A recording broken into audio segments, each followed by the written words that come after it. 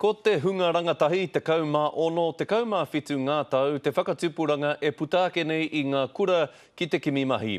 Ko ia tonu te take I whakarewa hia ake nei e te kāwanatanga tētahi kaupapa mā tauranga e koi ake ai ngā pukenga o te hunga rangatahi.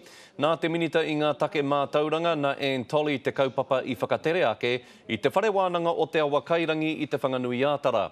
E ono te kau ngā tūranga kei te wātea ki te hunga rangatahi kia whai ai rātou I ngā pukenga mō ngā mahi pēra I te kāmura, te tūmau, te whakatikatika waka, te hangarau, te whakamanuhiri tāngata me te maha no atu.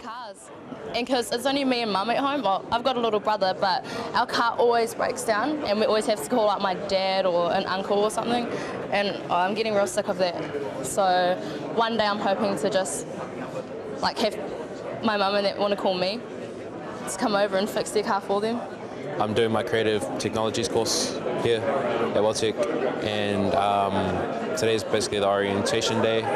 It's just where we're basically just getting introduced to our courses and stuff and learning about them, and then our course outlines and all that kind of stuff.